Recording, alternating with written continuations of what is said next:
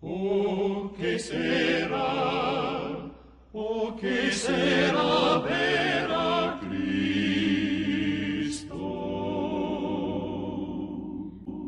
Cuánto anhelo llegar al celeste hogar, a la margen del río de vida. En nuestro mundo de asambleas de hermanos, en otros lados no tiene ninguna importancia, pero en España, hace unos años, llamar calvinista a un cristiano era situarlo en la picota del martirio. Y cuando tú preguntabas al que se rasgaba las vestiduras y te decía, es que fulano es calvinista, y tú le preguntabas, ¿y qué es calvinismo? Pues calvinismo es creer en la elección. ¿Tú no crees en la elección? Yo no. Pues no estás creyendo en un texto bíblico fundamental, que dice que Dios nos escogió en Cristo. Puede ser que entiendas la elección de distintas formas, esto estoy de acuerdo, pero que eso es una verdad bíblica, también es verdad, ¿no es esto? Lo que ocurre es que a veces usamos términos y condenamos de acuerdo con esos términos de una forma absurda, desconociendo ciertas cosas.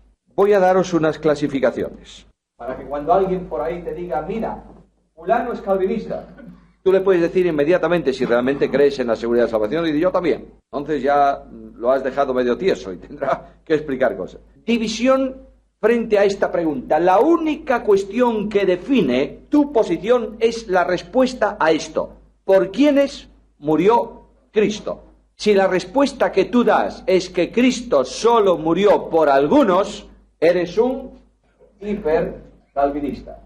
Segundo, si tú dices no, Cristo murió por todos, e inmediatamente te dicen si solo por los escogidos o no, puede ser un calvinista moderado.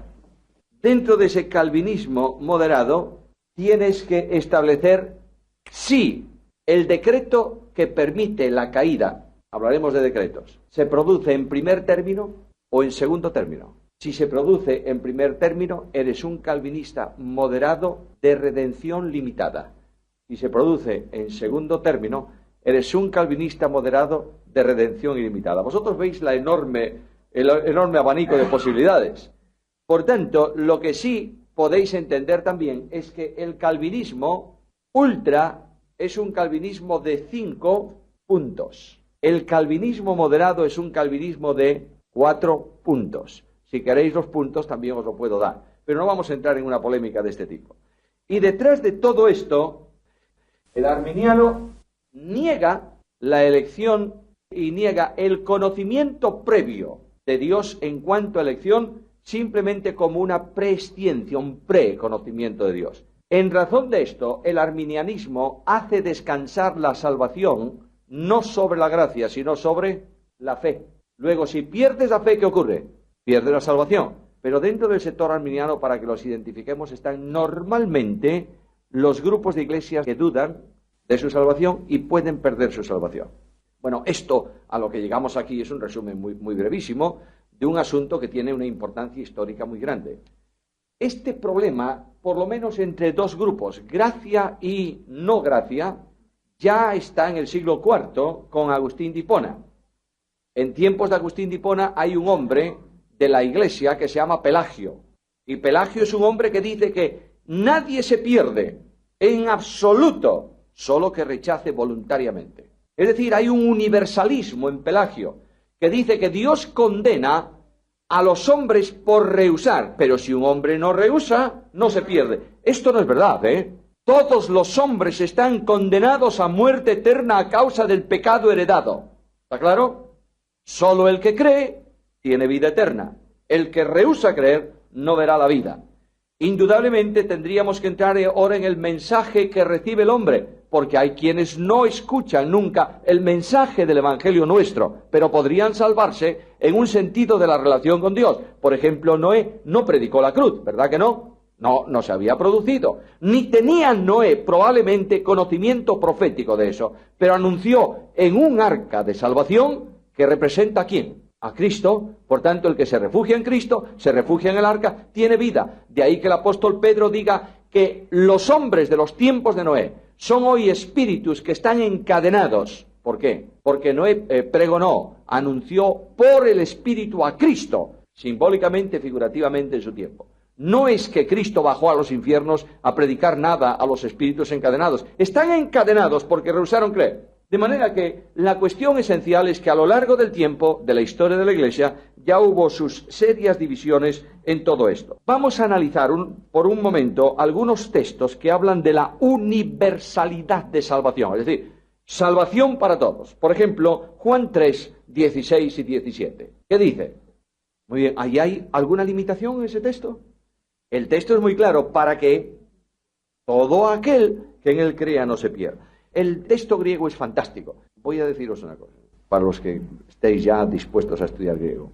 Quiero deciros que el griego de Juan es bastante complicadillo, ¿eh? Y el que es una calamidad, perdonadme, de griego es el de Marcos. Eso es tremendo. En cambio, el griego de Lucas es muy bueno. Y el griego de las epístolas de Pedro es bueno. Ahora, cuando vamos al Evangelio de Juan, nos encontramos con un versículo fantásticamente bien construido en el griego. Y dice literalmente, de tal modo amó Dios al mundo, tanto, énfasis, tanto, que el Hijo unigénito dio, para que todo el que cree en Él no perezca, sino que tenga, o sea, vida eterna. ¿Os dais cuenta? No puede haber una mayor claridad. Estoy traduciendo eso al pie de la letra. Y luego añade, porque no envió Dios al Hijo al mundo para juzgar al mundo, más para que sea salvo el mundo mediante Él. Luego, el propósito de Dios no es un propósito condenatorio para nadie. Nadie puede, a la luz de este texto, en armonía con el contexto general de la Biblia, afirmar que Dios ha determinado que algunos se condenen y otros se salven. Este texto habla de universalismo. La referencia mundo ahí no puede ser otra que a los hombres, porque no está hablando de salvación cósmica, de cosas. Está específicamente hablando de mundo en el sentido de las personas que viven en el mundo. Ahora, los hipercalvinistas o los de redención limitada tienen que forzar y decir que esa palabra mundo se refiere solo a ¿quiénes? A los escogidos. Bueno, eso sería la única vez en toda la Biblia que la palabra mundo tiene que ver o es sinónimo de escogido en ese sentido. Hechos capítulo 17, otro versículo. Podéis tomar nota de esto para cuando alguno de estos venga por ahí y os diga alguna cosa, tened unos cuantos textos. Oye, tampoco hace falta tirarle la Biblia a la cabeza a nadie, ¿eh? Es simplemente leerle la palabra con tranquilidad y mansedumbre. Porque el apóstol Pedro muchas veces dice que tú te metes en un lío cuando te pones a pelear con otro. No, simplemente cuando te pregunten de tu fe, responde tranquilitamente. Hechos capítulo 17, versículo 30. ¿Qué dice? Dos cosas interesantes en el texto. Ahora manda, ¿a cuántos hombres? Todos. Y es muy claro, el griego utiliza un término que es absolutamente todo, el conjunto de todos. Y utiliza una expresión muy importante. Dios manda, Dios declara. El Evangelio no es un ruego de Dios, es un mandamiento de Dios. Luego, lo que Dios está diciendo ahora es que el mensaje del Evangelio trae un resultado final. Dios manda. ¿Y qué pasa si no quiero? Ya no estoy rechazando una invitación. Estoy quebrantando, ¿qué cosa? Un mandamiento. ¿Entendéis la diferencia? El Evangelio no es un ruego que Dios viene ahí, ay, a ver quién quiere esto, por favor, y se va triste. No, no, Dios es soberano. El soberano Dios no pide, no ruega por nada, manda. ¿O no? Por tanto, Dios manda. Si tú no te arrepientes, arrepentimiento también tendríamos que verlo y estudiarlo. Pero ahí hay una redención universal o una invitación universal del Evangelio, no. Manda a todo hombre en todo lugar. Segunda carta de Pedro, capítulo 2, versículo 1. Como veis ahí se está refiriendo a alguien que no es creyente. ¿Cómo se llaman? Maestros que introducen herejías ¿de qué tipo? Destructivas o destructoras. ¿Quién es el destructor en la Escritura? Satanás, que quiere que los hombres se pierdan. Estas herejías diabólicas son introducidas dentro de la Iglesia por medio de hombres que les llama ahí el escritor falsos maestros. Ahora es falsos profetas. Notad que dice que niegan al que los rescató. ¿En qué quedamos? ¿Son creyentes o no son creyentes? Bueno, aquí este verbo tiene que ver con la posibilidad de, no con el hecho real. Es decir, La cruz del Calvario ofrece potencialmente rescate ¿para cuántos? Para todos. Luego, estos, si creyeran, podrían gozar de la realidad de la redención o no. Sí podrían. No quieren, introducen herejías destructoras y tienen un doble delito. Están negando, rehusando, pisoteando la obra que Cristo realizó para ellos potencialmente. Otro texto. 1 Timoteo capítulo 2, versículos 4 y 6. Muy bien, ahí está diciendo el apóstol Pablo que Dios quiere. Ahora, ese querer de Dios no es un designio de Dios, es una voluntad afectiva de Dios. Si Dios quisiera, en el sentido de deseo, de designio personal, ¿los hombres se perderían? Cuando Dios dijo sea la luz, ¿fue la luz o no? Bueno, entonces el deseo de designio se cumple siempre. El deseo de voluntad depende de la relación. Es decir, Dios ofrece salvación a todos. Él no quiere que ninguno de los hombres, ¿qué? Bueno, este texto es vital para negar la enseñanza de que Dios escogió de antemano a algunos para condenación. No puede ser un sistema de confrontación en el pensamiento y en la voluntad de Dios. No puede ser. De manera que Pablo dice, Dios no quiere que nadie se pierda. No lo quiere. De manera que no pudo haber escogido de antemano a algunos para que se pierdan. ¿Está claro? Bueno, podríamos ir con muchos más textos de esto, pero uno más. A ver, capítulo 4 de 1 Timoteo, versículo 10. Ese es interesante, ese texto, por un adverbio que hay. A ver. Bueno, ahí tenéis una cosa muy interesante. Dice que el Salvador, el Dios vivo, que es Jesucristo, es el Salvador de ¿cuántos hombres? ¿Puede salvar a todos? Sí. Pero especialmente, ahí está un adverbio muy interesante, ¿es el Salvador de quién? De los creyentes. Ahora llegaremos a lo que significa salvación potencial y salvación virtual. De manera que Dios ha hecho provisión de salvación ¿para cuántos? Para todos. La justicia de Dios lo exige, ¿sabes? Porque Dios va a condenar eternamente a los que no creen. De manera que Dios, si no hizo provisión suficiente de gracia salvadora y de méritos en Cristo para la salvación de los hombres, entonces la invitación universal del Evangelio, dejádmelo decir con mucho respeto, es una burla de parte de Dios. Si Dios dice, venid a mí todos, y yo no puedo, porque ya estoy condenado de antemano, ¿qué es eso? Dios mismo se estaría, en cierta manera, perdonad la expresión, lo digo con mucho respeto, reverencia, se estaría burlando de los hombres. Bueno, hay muchos más textos, Hebreos, Primera de Juan, Mateo 28, 28. Mateo 20, no 28. 20, 28. A ver, ahí tengo un problema, ¿eh? Bueno, si dio su vida en rescate por muchos, luego no dio su vida en rescate por todos. Claro. Dios ha hecho provisión suficiente de precio para rescatar ¿a cuántos? A todos. Ahora, el rescate real solo es para los que creen. Murió universalmente por todos y eficazmente solo por muchos, es decir, por los que creen. Bueno, cuando analizamos la redención limitada, hay que basarse solamente en textos de este tipo. ¿A qué conclusión tenemos que llegar? Tenemos que hacernos una pregunta. Redención en vinculación con sustitución. Si hemos hablado de que la obra de la cruz no solo es una obra a favor de, sino en lugar de, yo tengo que preguntarme ¿a quién sustituye Cristo en la cruz? Hay una idea sumamente extraña que se está introduciendo penosamente en algunas iglesias evangélicas, por lo menos suena, de una redención universal. Esto lo dicen enfáticamente, ¿eh? No hay nadie que se pierda a no ser que rechace. Es decir, todos son salvos.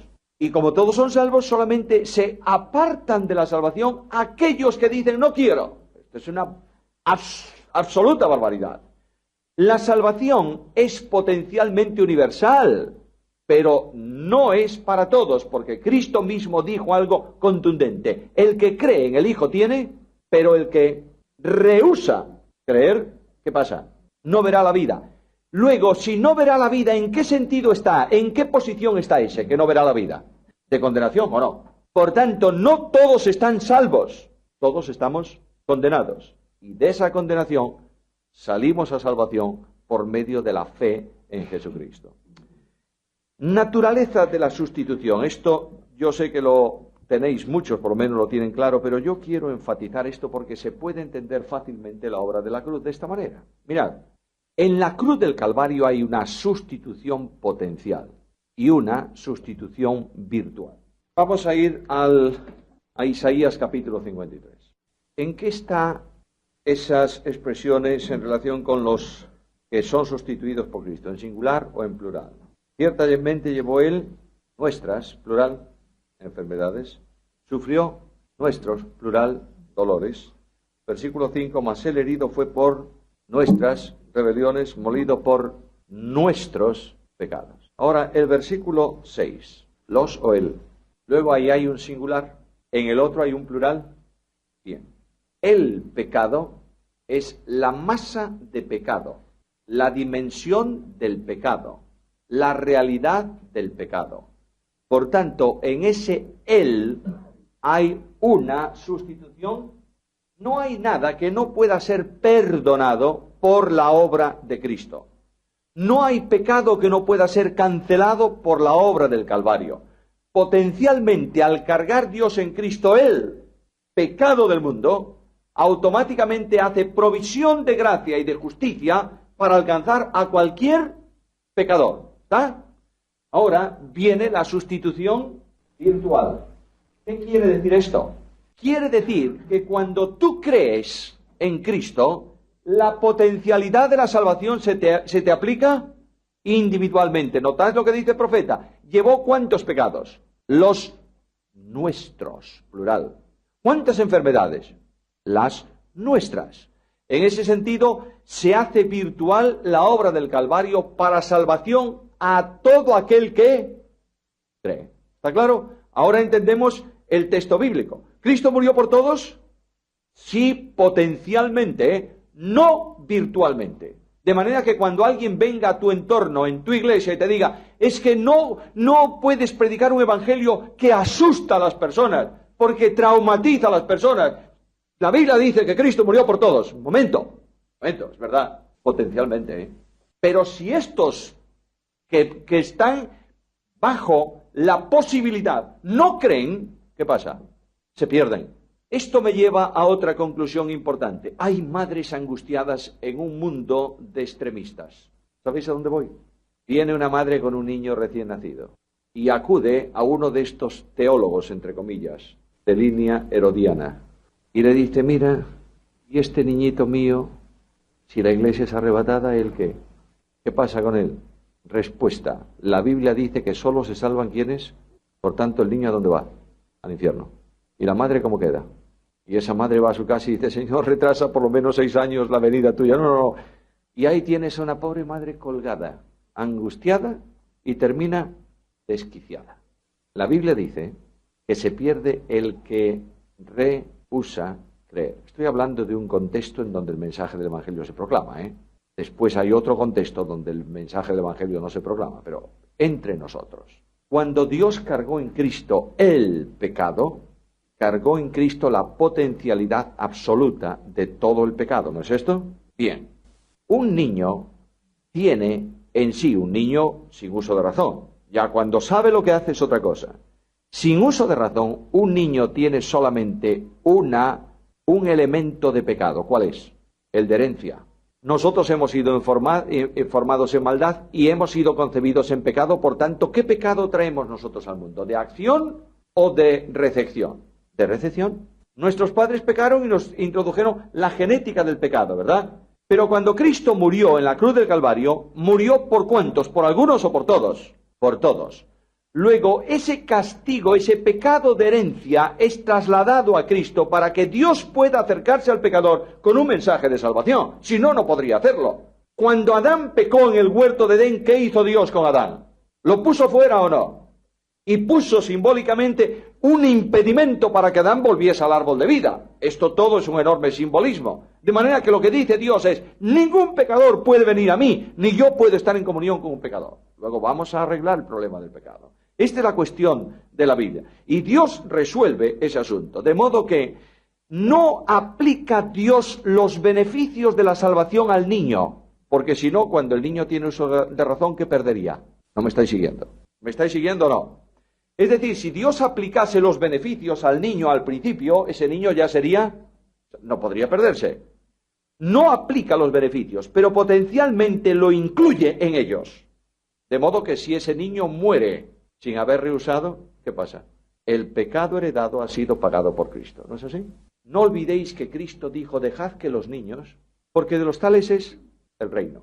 Es verdad que no por ser niño es salvo, pero nosotros los padres y los abuelos y los tíos y los ministros en la iglesia y los ancianos de la congregación debieran enfrentar cuanto antes a un niño pequeño con esa realidad. En cuanto el niño es capaz de entender al Pato Donald, es capaz de entender cualquier cosa sencillita, ¿verdad? Un niño en tu casa enseguida sabe cuándo puede tirar un plato al suelo y cuándo no. No tiene mucho equilibrio emocional, pero tiene ya discernimiento suficiente, ¿no es esto? Cuanto antes enfrenta al niño con la realidad de Cristo. Y si el niño no rechaza, el niño cree. Por eso hay tanto interés en tanta relación de Cristo con los niños. Y por eso dice Cristo, dejad que, ¿quiénes? Los niños. Un paréntesis aquí. La iglesia de Cristo no tiene sentido común en relación con los niños. Porque todo cuanto hace la iglesia es siempre ¿para quién? Para mayores. Obligamos a los pobrecitos a estar en nuestras reuniones que no entienden nada. Bueno, a veces tampoco entendemos nosotros. Y ahí está el niño agarrado por el cuello, en un banco. Y después otra cosa, y luego otra cosa, y a última hora del día el pobre... El domingo para un niño es un calvario. ¿Por qué no ponemos a esos niños en algún lugar y les hablamos de quién? De Cristo, sencillitamente, ¿o no? Y si tú preguntas a un niño delante del Señor, ¿tú entiendes que eres un pecador? Y él te dice sí, y le preguntas, ¿por qué eres pecador? Bueno, porque hago cosas malas. Ya tiene bastante conocimiento, ¿no es esto? Tú le dices al niño, ¿tú sabes que Jesús, el Señor, ¿tú sabes quién es Jesús? Sí. ¿Tú sabes que Jesús murió por los pecadores? Sí, lo sé. ¿Lo entiendes bien? Sí. ¿Tú quieres recibir a Cristo como tu Salvador? Bueno, explícaselo con las palabras que el niño entienda. Si el niño dice sí, déjalo, tranquilo. Ese niño no ha rechazado, ¿entiendes? Alimenta esa vida. Claro, alguien me dice, es que todos los niños en la experiencia, un poco más adelante, en un campamento de verano, le hablaron de levería y levantó la mano, como si levanta las dos, y los pies también. Nadie se salva por levantar la mano. Lo que hay es una progresión después en la vida espiritual y hay un reencuentro para compromiso con Cristo. Pero si un niño, tu niño en tu casa te dice que cree, acéptalo y glorifica al Señor, ¿entiendes? Y alimenta a ese niño en la iglesia, por favor, por favor. Estamos siempre con asuntos de gente mayor y no nos damos cuenta que Cristo suspendió su ministerio para abrazar a un niño. ¿Lo entendemos o no? Y que cuando los discípulos dijeron a Cristo, dijeron a aquellos padres, déjalos, no molestes al Maestro Jesús. Dijo, un momento, dejad que los niños vengan. ¿Qué hace la iglesia para los niños? Son un mal que soportar, ¿verdad? Y no nos damos cuenta que nosotros muchas veces somos un tremendo mal que ellos soportan. Bueno, también hay algunos que, ¿para qué? Hay algunos niños que el mejor guardián para ellos sería hacer venir a Herodes. Pero oye, una persona discapacitada, sí. El síndrome de Down, yo no soy ni médico ni hijo de médico, ni profeta recogedor de cabraíos. Pero quiero decirte que de eso no entiendo. Lo que sí es cierto es que si una persona es incapaz de tomar una decisión, la sangre de Cristo cubre su pecado original. Bien, bueno, vamos a hablar en plata. Muchas veces los niños no siguen los caminos del Señor, ¿sabes por qué? Porque no ve al Señor en nuestros caminos. Y porque la iglesia y el sistema los amarga de tal manera que no les interesa. Yo no dudo de la conversión de esa persona, porque normalmente esa gente, cuando ya son mayores, de alguna forma vuelven al Señor. Por otro lado, la relación que tiene un hombre que ha estado, una mujer, una persona que ha estado en el pecado tremendo y es convertido, es una relación con Dios distinta a la que tiene un niño que a los 6 años se convierte, ¿verdad? Luego va pasando el tiempo y el mundo atrae a ese niño y las circunstancias que lo rodean también. Y normalmente la experiencia de todos esos es un bajón en su vida espiritual. La mía fue, yo he conocido al Señor a los 6 años. Pero cuando yo estaba en la universidad, tuve un par de años que vaya, así era yo. Hasta que un día, el Espíritu de Dios me dijo, no es así. Y yo reaccioné, ¿verdad? Pero también tengo que reconocer, querido Efraín, al menos en mi tiempo, que la vida llamada de santidad práctica ha arruinado muchas vidas de cristianos reales. Porque yo me he preguntado más que una vez frente a las reprimendas de mi padre si era salvo. Y yo era salvo, porque lo soy. Pero nos han metido en entonces era un sistema tremendísimo. Mira, he visto en mi vida a una chica de mi edad llorar angustiada porque un día un hombre de Dios, entre comillas, le dijo a su padre que las joyas no eran propias de una mujer cristiana. Y su padre abrió la ventana de su casa y le tiró una pulsera de oro que le habían regalado. Y cuando ella lloraba, su padre le dijo delante de mí, tú no debes ser salva. ¿Pero qué estamos? ¿Dónde estamos, hombre? ¿En qué sitio estamos? Hemos espantado generaciones de jóvenes de nuestras iglesias, los hemos echado al mundo por el sistema, porque hemos convertido la iglesia en una mundanalidad. Porque mundo no es solo lo que está allá afuera, es una religión al margen de Cristo. Y Cristo es esencialmente gracia. ¿Entendéis esto? Entonces, claro, no podemos juzgar quién es salvo, quién no. Esto Dios nos libre de tal cosa. El único que sabe quién es salvo es Dios, ¿no es así? Pero lo que tenemos que hacer nosotros a nuestros niños es demostrarle con nuestra vida de gozo que Cristo transforma la vida en gozo, no en suplicio. Porque si yo tengo que vivir en suplicio, no quiero ese sistema, ¿sabes? ¿Me entendisteis? Perdonadme la franqueza, pero yo quiero que las cosas marchen claritas. Al menos según lo que la Biblia me dice. Sería un infiel si digo otra cosa. Y no me importa que no le guste a alguno, pero esto es lo que yo entiendo, a la luz de la palabra de Dios. Volvemos al tema. Entonces tenemos la sustitución virtual y la sustitución potencial. Digo algo más. Hace 50 años, ¿aquí hay gente creyente de hace 50 años? ¿O no? Bueno, bendiciones tenéis. Hace 50 años, la gran pelea en nuestras iglesias evangélicas, ¿sabéis qué era? Oye, siempre por las mujeres, tú, qué cosa más curiosa. No las soportamos, pero no podemos vivir sin ellas. La gran pelea era si pintura o no pintura. Tremenda pelea, tú. De manera que si una mujer se pintaba los labios, era... ¿Vosotros recordáis esto, no? Claro, hombre, cómo no. Segundo problema, pelo largo o pelo corto. Y líbreme Dios de pelo teñido, ¿eh? Yo tengo la imagen de mi tía, de mis tías y de mi madre. Yo iba muchas veces y me reía internamente porque me parecían ositos por la calle. ¿Sabéis por qué? Porque todas llevaban el rodete y el pelo no se podía cortar. Claro, como el pelo crecía, lo envolvían en una tripa, en un salchichón, que yo no sé qué era aquello. Lo envolvían, lo ataban arriba y ahí van las santas mujeres, con sus pelos colgando. Todas. En el mundo entero se distinguían las evangélicas no por su conducta, por sus pelos. Y ahí un día, las mujeres que son lógicas dijeron, pero ¿en dónde está? ¿En qué sitio está esto? Y comenzaron algunas por soltarse el rodete y tirarlo a la papelera. Bendito sea Dios por eso, no olía mal aquello que va. Bueno, tiraron el rodete y cortaron las puntitas del pelo. Y luego un poco más allá, dijeron vamos allá. Y se levantaron en las iglesias, ¿qué? Las guerras, la batalla de las Navas de Tolosa. Un gran hombre de Dios, misionero en nuestra iglesia. Bueno, yo sé de una chica que se cortó el pelo y un anciano de su iglesia en cuya casa servía la peló a cero. Claro, el padre no hizo nada porque era un santo de Dios. Pero yo soy el padre de esa chica y depilo al anciano.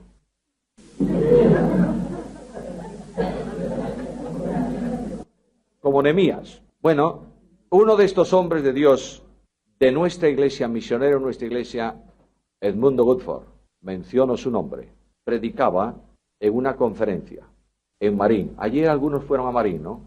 ¿A la iglesia? A ver, qué buenos sois. Bien. ¿Al culto no?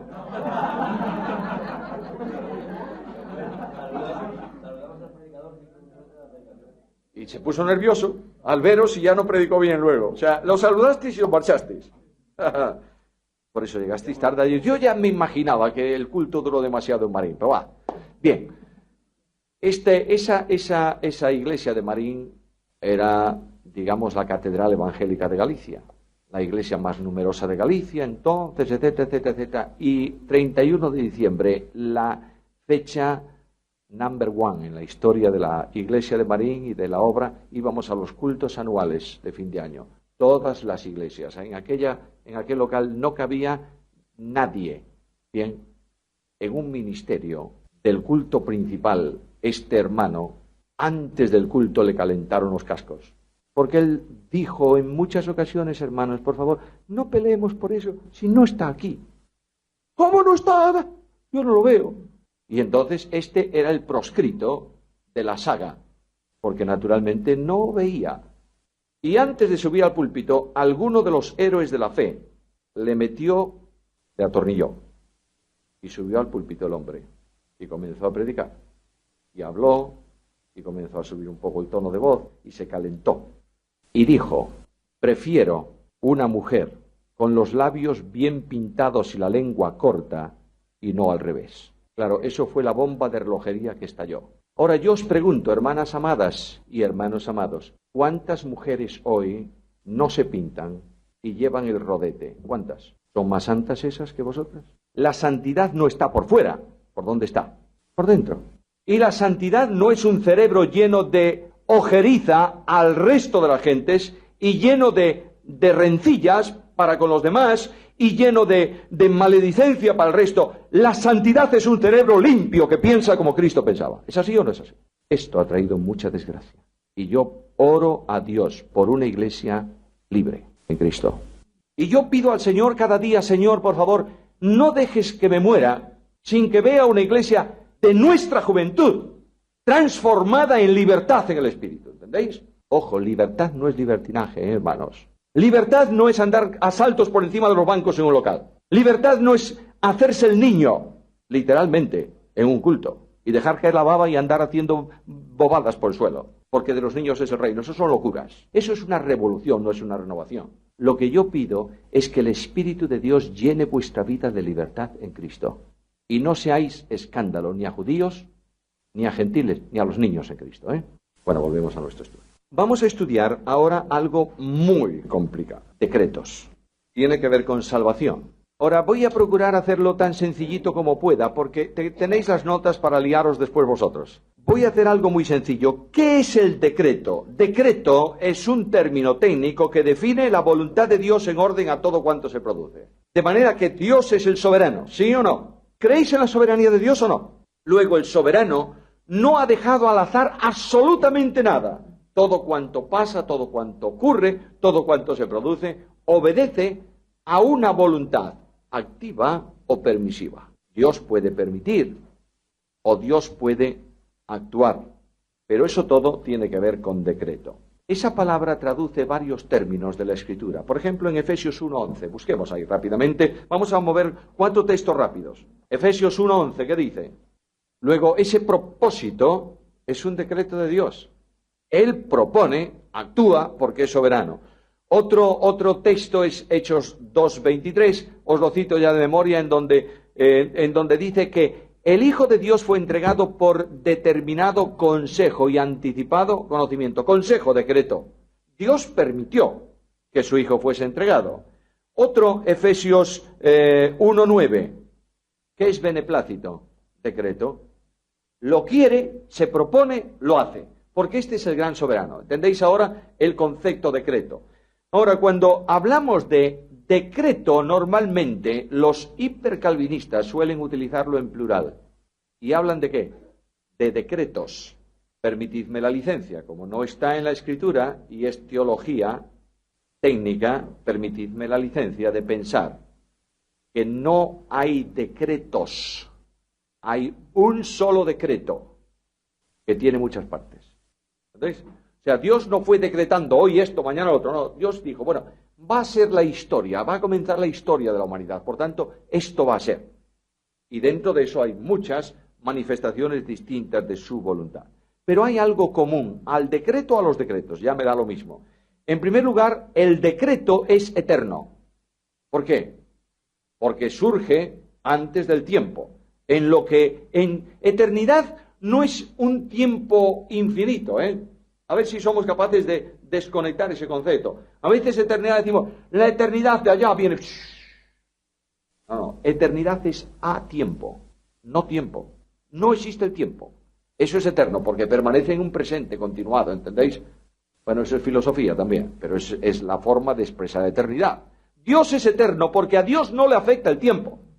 El tiempo no cuenta para Dios. El tiempo es un problema de la historia de los hombres, pero no es un problema de Dios. Luego, claro, cuando el hombre se sitúa aquí, en su tiempo, y mira para atrás, dice, la eternidad antecedente. Bueno, es la forma de entender un momento en donde el tiempo no existe antes de que el tiempo viniera. El decreto de Dios es, en segundo lugar, libre. ¿Quién condiciona la voluntad de Dios? Nadie.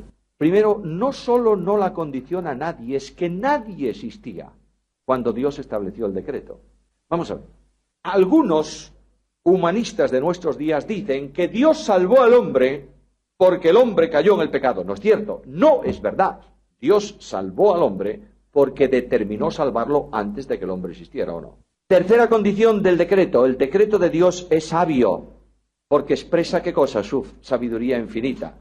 A mí me sorprende mucho cuando algunos quieren discutir sobre lo que Dios hace. Pero ¿quién es el necio del hombre para discutir con el Dios sabio? ¿Dios es sabio o no?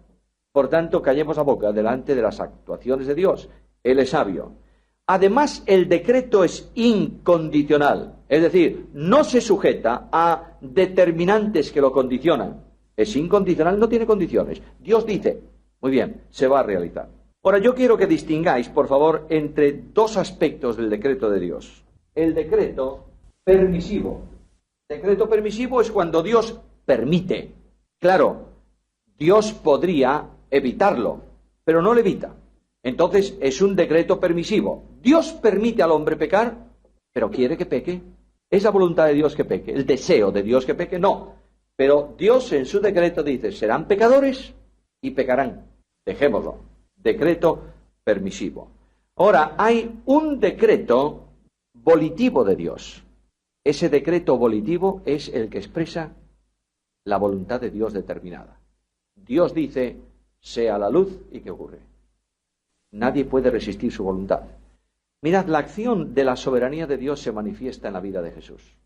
Cuando Jesús se acercó a la tumba de Lázaro, ¿qué dijo? Lázaro, ven fuera. ¿Y el que estaba dentro? ¿Dónde apareció? Fuera. ¿Por qué? Porque es la voluntad de Dios, ¿o no? Y nadie, Daniel dice, ¿quién se opone a tu voluntad? Nadie. Ni en el cielo ni en la tierra. Cuando a veces hablamos de la acción diabólica y en nuestros días Satanás actúa de una forma tremenda en nuestros días, con héroes que ponen en tela de juicio la realidad de Dios, y que están en las Game Boys de nuestros niños. Como por ejemplo los Pokémon y el Dragon Ball.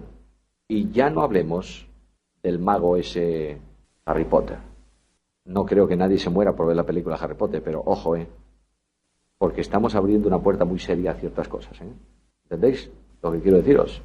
Todas estas sutilezas de héroes intermedios, etcétera, tienen un mensaje final. Tú eres Dios. Y este es el tema de Nueva Era, ¿verdad? Dios es soberano. Nada hay comparable a Dios. Claro, nosotros los padres, los abuelos, debiéramos tener una sensibilidad especial para enseñar a nuestros niños. Los niños necesitan historias, ¿Sabéis que la cabeza de un niño es una cabeza dinámica que produce su propia aventura? Si tú te fijas, yo anteayer, fue anteayer, estaba viendo uno de estos pequeños por ahí, iba solo por el campo hablando. Y estaba hablando porque yo estaba metido dentro de un mundo, él se había imaginado y él era seguramente el héroe número 1 de esa acción, pero iba hablando por el campo él solito. Ahora, nosotros podemos alimentar, estimular esa creatividad del niño hablándole de crímenes, de asesinatos, de golpes, de violencia, de muertes, de no sé qué, de no sé cuánto. Siempre estará como héroe entre los villanos. ¿Está claro? Podemos contarle las referencias de las historias bíblicas y decirle a un niño, te voy a contar la historia de un Superman. Y le cuentas la historia de un Superman que además tenía el pelo largo, fíjate tú. Y le dices que ese Superman un día se fue a una ciudad y agarró, como no tenía la llave de la puerta para salir, ¿qué hizo con la puerta? Se agarró la puerta, se arrancó la puerta, los marcos de la puerta, los goznes de la puerta, y para darle un poco de chollo al carpintero que la arreglase, se la cargó en el hombro y se la subió a un monte y la tiró allí. Y el tipo se ríe como un condenado, ¿no? Y tú le dices, ¿y tú sabes por qué lo hizo? Porque tenía mucha fuerza, papá o abuelo. ¿Y quién le dio la fuerza? Y detrás de ese héroe, ¿quién está? Dios. Es la diferencia, ¿entiendes? Y cuéntale a las niñas la historia de una princesa que de esclava pasa al trono. Cuéntasela. Y detrás de esa princesa, ¿quién está? Dios. Aquí está la enorme diferencia entre una cosa y otra. Ahora, tampoco seas tan puritano que no le dejes leer un tebeo del Pato Donald o de no sé qué, o si quieres un poquito más fuerte también. Esto, yo me acuerdo, ya soy un viejo, ¿os dais cuenta que siempre cuento cosas del pasado? Pero dejadme que os cuente algo. En mi tiempo había un héroe de juventud que se llamaba Roberto Alcázar. Yo sé que... ¡Y Pedrín! ¿Sabéis una cosa? Ese tebeo de Roberto Alcázar y Pedrín era pecado. Y a mí me encantaban los tebeos de Roberto Alcázar. ¿Tú qué lo voy a hacer yo? De modo que en mi casa no tenía donde achantarlos porque mi madre barría las cosas y tal. Pero achantaba mis tebeos de Roberto Alcázar y Pedrín en una olla, en una cartera que tenía escondida en el muro del váter de la casa de mi abuelo en el campo. Cada vez que iba allí, me metía en el váter.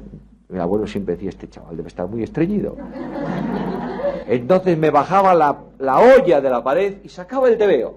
Claro, me tengo agarrado una cantidad de bichería, de gorgojos de las gallinas y cosas, porque estaba el tebeo allí guardado en el muro, pues cosa decirte cómo estaba. Y yo disfrutaba como un cosaco leyendo Roberto Alcázar, lo guardaba allí hasta la próxima semana. No prohíbas esas lecturas a tus hijos. Tus hijos no son burbujas aisladas del mundo. Déjale, pero contrólalo, ¿entiendes? Supervísalo. Y sobre todo, que el niño entienda que su padre y su madre disfrutan con la lectura de la palabra de Dios. Pero, por favor, sé un poco sensato también. No se te ocurra que la santidad de tu hogar es el culto familiar a las 6 de la mañana cuando tú te vas para el trabajo y levantas a toda la familia, los pones en el comedor y les da porción. Pobre del hijo, dice, esto es una barbaridad. Y con razón. Equilibrio, por favor, equilibrio. Y que tu hijo vea en tu vida que estás imitando al padre, que no tienes una rasqueta detrás de la puerta para zurrarle al hijo porque no está en la Biblia. ¿Me entendéis lo que digo? Volvemos a nuestros decretos. El decreto de salvación.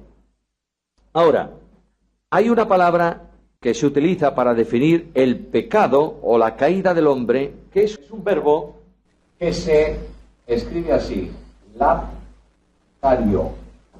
De manera que aquí vienen los teólogos, no la Biblia, los teólogos, y dicen, vamos a ver, ¿el decreto de Dios tiene que ver con salvación? Sí. Luego, ¿el decreto de Dios tiene que ver con permitir la caída del hombre? Sí. ¿Cuándo? Los ultras calvinistas, los que no creen en la redención general, dicen que es un decreto supralapsario. Es decir, lo primero que Dios determinó fue la caída. Luego, lo segundo que va a determinar es la elección de algunos para salvación y el resto para condenación. Luego, los que creen en la redención ilimitada hablan de infra, por debajo de. Quiere decir que en principio Dios no determinó otra cosa, lo determinó después. Y ya finalmente los que dudan de ciertas cosas se llaman sub, por debajo absolutamente. Es decir, que la cuestión de redención y de pecado queda casi un poco al arbitrio del hombre, y esto tiene que ver con los arminianos. Bueno, ya conocéis el asunto de decretos, pero vamos a plantear una posición que yo creo que es la más bíblica. Perdonadme, yo lo creo, como esto no está tampoco especificado en Romanos 12 ni en Hechos 15, yo creo que el orden más lógico en la realización del decreto de redención es este. Primero, creación, es decir, determina Dios que va a crear al hombre, ¿no es esto? Claro, el hombre va a ser pecador después. Segundo, permisión, caída. Dios va a permitir que este ser creado por él pueda caer, ¿no es esto? Si Dios hubiera dicho no va a caer, pues no habría posibilidad ninguna. Tercero, provisión de salvación. ¿Para quién? Para este que va a caer. Cuarto, elección. Para salvación. Y quinto, aplicación, salvación a los que creen. Luego, ahí no está el decreto de reprobación para algunos. Ya son reprobados ¿quiénes? Los que no creen. Analizaremos el texto de Romanos de los vasos de elección y esto, porque si el Señor lo permite, mañana por la mañana, yo no quiero saturaros hoy demasiado. Mañana por la mañana yo voy a hablar de elección. Vamos a analizar la elección a la luz de la Biblia. Tú puedes creer, y vete meditando, tú puedes creer en una redención universal de todos en Cristo. Esa es una posición. Puedes creer en una elección personal de algunos para salvación, pero lo que no debes creer nunca es en una elección de condenación para quienes Dios ha determinado. ¿Entendéis? Entonces, si tú piensas así, no tendrás ningún tipo de problema con el tema de elección. Doy esto para reflexión y vamos a marchar. Porque veo a algunos por ahí atrás que han hecho un esfuerzo mental tan tremendo que la única neurona que tienen, que es motora, le está vibrando. Vamos a ver, escuchadme un segundo y voy a daros un elemento para que penséis hoy. Haya discusión positiva entre vosotros. Mirad, ¿Dios escogió a Pablo para ser salvo o no? ¿Por qué decimos que sí? Ahí se ha dicho desde el vientre de su madre. Lo dice Pablo. E indudablemente Pablo en el camino de Damasco recibió el encontronazo, digamos, de Dios. Porque Pablo en el camino de Damasco tenía mucho interés por Cristo. Buscaba a Jesús. Que va, lo que buscaba eran los cristianos para darles. Y claro, se encontró con el Señor.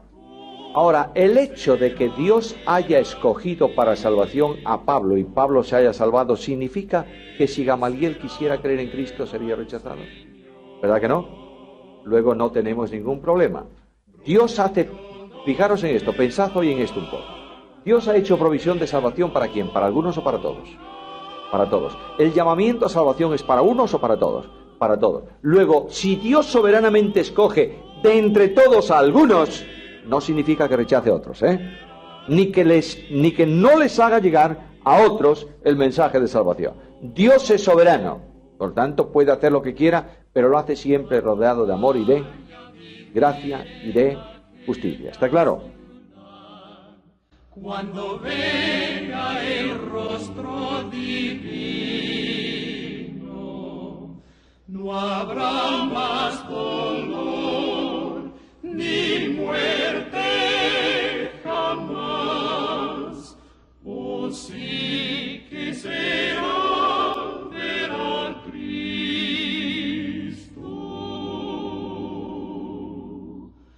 Oh, que será ver a Cristo.